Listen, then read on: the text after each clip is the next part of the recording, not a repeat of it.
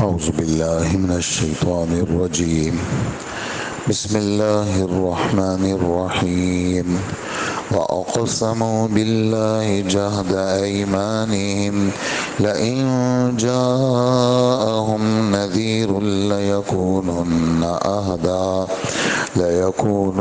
أهدى من إحدى الأمم فلما جاءهم نذير ما زادهم إلا نفورا استكبارا في الأرض ومكر السيء ولا يحيق المكر السيء إلا بأهله فهل ينظرون إلا سنة الأولين فلن تجد لسنة الله تبديلا ولن تجد لسنة الله تحويلا أولم يسيروا في الأرض فينظروا كيف كان عاقبة الذين من قبلهم وكانوا أشد منهم قوة وما كان الله ليعجزه من شيء في السماوات ولا في الأرض إنه كان عليما قديرا. ولو يؤاخذ الله الناس بما كسبوا ما ترك على ظهرها من دابة ولكن يؤخرهم إلى أجل مسمى فإذا جاء أجلهم فإن الله كان بعباده بصيرا. صدق اللہ العظیم.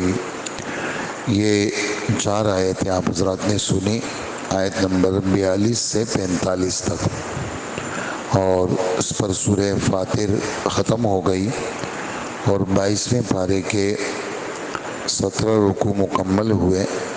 اب آگے سورہ یاسین شروع ہوگی.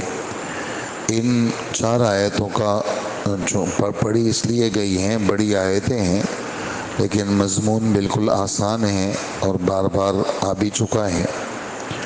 اس میں یہ والی بات ہے کہ مکہ مکرمہ کے اندر چونکہ جہالت بہت زیادہ تھی، اللہ کے رسول صلی اللہ علیہ وسلم کے آنے سے پہلے اس پر یہ مکہ کے لوگ قسمیں کھاتے تھے، بڑی پکی قسمیں کھاتے تھے. جہد ایمان کا معنی پکی قسم کھانا، تاکیدی قسم کھانا. قرآن پاک میں 4-5 جگہ یہ لفظ ہے، جہد ایمانی، معنی پختہ قسم کھانا، تاکیدی قسم کھانا. کیا قسمیں کھاتے تھے؟ کہتے تھے کہ بس ہمارے پاس کوئی آ جائے نا، خدا کا پیغمبر، کوئی ڈرانے والا، ہم سے بڑا کوئی ہدایت یافتہ نہیں ہوگا.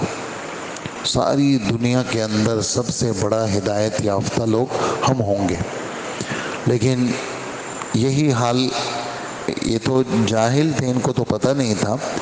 یہودی بھی اسی طرح مدینہ میں قسمیں کھاتے تھے، اور جب ان کی لڑائی ہوتی تھی اس وقت یہودی یہ کہا کرتے تھے کہ آخری پیغمبر نے آنا ہے، ان کے ساتھ مل کر ہم تم لوگوں کو ماریں گے. تو جب اللہ کے رسول تشریف لائے تو سب سے بڑے مخالف یہودی بنے. ایسے ہی جب مکہ مکرمہ میں ہمارے نبی صلی اللہ علیہ وسلم تشریف لائے تو سب سے زیادہ اگر نفرت کی تو انہوں نے کی. گھر کے لوگ مخالف ہو گئے، جیسے ابو لہب آپ کے چچا تھے، وہ مخالف ہو گئے. آپ کے قبیلے کے لوگ، آپ کے یعنی ابو سفیان یا آپ کے سسر تھے، یہ مخالف ہو گئے. اور یہ مخالفت کس بنیاد پر تھی؟ اپنے کو بڑا سمجھنا، استکباراً فی الارض، مخالفت اپنی بڑائی کی وجہ سے. پھر بجائے اس کے کہ اپنے کو بڑا سمجھیں اور نہ مانے بات کو، اس پہ بس نہیں کیا بلکہ الٹا ان کے کام کو خراب کرنے لگے. ایک آدمی بات نہ مانے اور چپ بیٹھ جائے تو آدمی دوسری جگہ کام کرے. ایک یہ ہے کہ بات بھی نہیں ماننی، اس کی بات کو چلنے بھی نہیں دینا. تو بری تدبیریں کرنے لگے اور اللہ کے رسول کو گرانے لگے. جیسے ابو لہب جگہ جگہ آگے حضور جاتے تھے، پیچھے ابو لہب جاتا تھا، اور جب اللہ کے رسول بات کر کے فارغ ہو جاتے تھے آگے جاتے تو یہ وہاں پہنچ جاتا اور کہنے لگتا تمہیں پتہ ہے یہ ہمارے ہی بچہ ہے، ہمارا بھتیجا ہے. نعوذ باللہ، اس کا دماغ خراب ہو گیا، یہ جو باتیں کرتا ہے نا یہ پاگل ہے. یہ آپ پہنچ جاتے، بات کرتے، پیچھے سے اس کو خراب کرتے. اسی طرح ان کی جو بیوی تھی ابو لہب کی، وہ راستے میں کانٹے بچھانا، اوپر سے کچرا پھینکنا، یہ اس کا کام تھا. تو یہ دونوں یعنی ہمارے رب فرماتے ہیں انہوں نے کام چلنے نہیں دیا. تو جو آدمی کسی کے لیے گڑھا کھودتا ہے خود اسی میں گرتا ہے. یہ میں نے اس کا محاورے میں ترجمہ کیا، اور اس کا لفظی ترجمہ کیا ہے، جو لوگ کسی کے خلاف بری تدبیر کرتے ہیں وہ بری سوچ، بری تدبیر انہی کے خلاف آتی ہے، ان برا سوچنے والوں کے سر پہ لگتی ہے. اگرچہ دنیا کے اندر جس کے خلاف ہو اس کو بھی پہنچتی ہے تکلیف، یہ نہیں کہ اس کو نہیں پہنچتی، اس کو تو پہنچتی ہے، لیکن یہ بھی بچتے نہیں ہیں. اور کبھی کبھار اس کو نہیں پہنچتی، صرف یہ پھنستے ہیں، اور آخرت میں تو بری تدبیر والے ہی پھنسیں گے. تو یہ لوگ قسمیں کھاتے تھے، آپ تشریف لائے، بجائے ہدایت لینے کے بدک گئے. کیوں بت گئے؟ تکبر کی وجہ سے. اور صرف بتک نہیں گئے، غلط تدبیریں شروع کر لی، کام خراب کرنے لگے. لیکن اللہ پاک نے نبی کے کام کو خراب ہونے نہیں دیا، دن بدن بڑھتے گئے. پھر مدینہ گئے، مدینہ کے اندر یہودیوں نے خراب کرنے کی کوشش کی، اللہ نے ان کو دفع کیا. خیبر چلے گئے، وہ وہاں سے گڑبڑ کرنے لگے، وہاں سے اللہ نے دفع کر دیا. شام چلے گئے، پھر حضرت عمر کے زمانے میں وہاں سے بھی اللہ نے ان کو دفع کیا. خیر جو حرکتیں کرتے رہے، لیکن بہرحال جہاں مخالفت ہوتی ہے وہاں کام خراب ضرور ہوتا ہے، لیکن اس کام کے خراب ہونے میں اللہ پاک کی مدد بھی ہوتی ہے. اور یہ لوگ جو مکہ والے یہ حرکتیں کرتے ہیں، یہ تو لگتا ہے ایسا ہے کہ پچھلے لوگوں کا جو انداز تھا اسی کا انتظار ہے ان کو. اور اللہ پاک پچھلے لوگوں کے ساتھ کیا ہوا، تو اللہ پاک نے ان پر عذاب بھیجا، اللہ پاک نے ان پہ لعنت بھیجی. اور اللہ کی جو ترتیب ہے، اللہ کی سنت بدلتی نہیں ہے. بدلتی نہیں ہے کیا مطلب؟ کہ اللہ پاک عذاب بھیجنا چاہے عذاب نہ بھیجے، عافیت کر دے، ایسا نہیں ہوگا. اور اللہ پاک کی سنت ٹلتی بھی نہیں ہے. ایسا نہیں ہے کہ اللہ پاک نے ان کے لیے فیصلہ ہوا ہو اس سے بجائے کہیں اور چلے جائیں، ایسا بھی نہیں ہوتا. اور اس کی دلیل کیا ہے، علامت کیا ہے؟ کہ اس کی علامت یہ ہے کہ زمین میں پھرو، قوم لوط کو دیکھو، قوم سمود کو دیکھو، قوم عاد کو دیکھو، قوم شعیب کو دیکھو. اللہ کے رسول مکہ میں آئے، قریب قریب ہیں یہ سارے، اردن کے علاقے میں، شام کے علاقے میں، ان علاقوں کے اندر تھوڑے تھوڑے فاصلے پر، اور تمہارے قافلے بھی جاتے ہیں. اور وہ لوگ ان مکہ والوں سے زیادہ طاقتور تھے، پیسے والے بھی تھے اور طاقت میں بھی زیادہ تھے، لیکن اللہ پاک کو وہ ہرا نہیں سکے.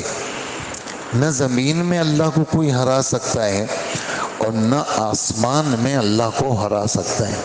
پھر اللہ علم والے ہیں، یعنی سب کو جانتے ہیں، اور قدرت والے ہیں، یعنی اللہ جل جلالہ پکڑ سکتے ہیں. پھر پکڑتے کیوں نہیں ہیں؟ کہ اس لیے نہیں پکڑتے کہ بار بار گناہ پہ پکڑنا ہمارے رب کا دستور نہیں ہے. اگر اللہ پاک فوری پکڑ کر لے تو ایک بھی جانور دنیا میں زندہ نہ رہے، اللہ سب کو ختم کر دے. لیکن اللہ پاک کی ترتیب کیا ہے؟ ایک وقت مقرر تک اللہ نے مہلت دی ہے کہ اللہ پاک دعوت کے لیے انتظام کرتے ہیں، لوگ آتے ہیں، سمجھاتے ہیں تاکہ سدھر جائیں اور اپنی غلط زندگی کو چھوڑ دیں اور سنت والی زندگی پہ آ جائیں. اور اللہ اپنے بندوں سے اچھی طرح واقف ہے. یہ تھا ان 4 آیتوں کا مختصر سا مضمون، اور یہ چونکہ بار بار یہی مضمون بار بار گزر چکا ہے، اس لیے اس مضمون کے سمجھنے میں اور سمجھانے کے اندر کوئی پیچیدگی نہیں ہے۔ تو ذرا ترجمہ دیکھ لیجئے۔ وَأَقْسَمُوا بِاللَّهِ جَهْدَ أَيْمَانِهِمْ، اور یہی مکہ والے زوردار قسمیں کھایا کرتے تھے کہ اگر ان کے پاس کوئی پیغمبر آئے گا تو وہ پچھلی امتوں سے، دوسری امتوں سے زیادہ ہدایت پر ہوں گے اور قبول کرنے والے ہوں گے، مگر جب ان کے پاس پیغمبر آ گیا، خبردار کرنے والا آ گیا، تو انہوں نے سوائے بدکنے کے، نفرت کے کوئی ترقی نہیں ہوئی۔ اور یہ اس لیے ایسا کیا کہ زمین میں ان کو اپنا آپ کو بڑا سمجھنا تھا، اور انہوں نے غلط چالیں حق کو ختم کرنے کے لیے چلی۔ اور یہ والی بات طے شدہ ہے، قاعدہ ہے، جو بھی غلط چالے، غلط سوچ چلے گا اس کو اپنے ہی لیے مصیبت بنے گی، وہ چیز اس کے اپنے ہی لیے اپنے آپ کو گھیرے میں لے لے گا وہ۔ اور یہ لوگ تو اسی بات کے منتظر ہیں کہ پچھلے لوگوں کے ساتھ جو ترتیب چلی عذاب کی، اسی کا ان کو انتظار ہے۔ اور اللہ کی جو سنت ہے، اللہ کی جو ترتیب ہے، آپ اس کو بدلنے والا کبھی بھی نہیں پاؤ گے، اور اللہ کی قدرت، اللہ کی سنت کو آپ ٹلنے والا بھی نہیں پاؤ گے۔ اور کیا یہ لوگ زمین میں سفر نہیں کرتے، زمین میں نہیں دیکھتے کہ کتنے لوگ ایسے گزرے ہیں جن کا انجام ہوا جبکہ وہ طاقت میں بھی ان سے زیادہ تھے؟ جیسے قوم عاد تھے، مضبوط طاقت تھے، پیسہ بھی تھا، چیزیں بھی تھی، حکومت بھی تھی، لیکن وہ اللہ کو ہرا نہیں سکے، نہ زمین کے اندر نہ آسمان کے اندر۔ اور بے شک اللہ پاک علم والے بھی ہیں اور قدرت والے بھی ہیں، اور اگر اللہ جل جلالہ ہر قصور پر پکڑنے لگ جائے تو زمین کے اوپر کوئی بسنے والا، کوئی چلنے والا، کوئی رہ نہیں سکے گا۔ لیکن سب کو اللہ پاک نے ایک معین مدت تک اللہ پاک نے مہلت دی ہے، جب وہ مقررہ وقت آ جائے گا تو اللہ پاک اپنے بندوں کو اچھی طرح دیکھ رہے ہیں، اور ہر چیز سے اللہ پاک واقف ہے۔ اس پر یہ سورہ فاتر ختم ہوئی، آگے انشاءاللہ سورہ یاسین ہے۔ اللہ پاک باقی صورتیں بھی آسان فرمائیں۔ وصلی اللہ وسلم، الحمدللہ رب العالمین۔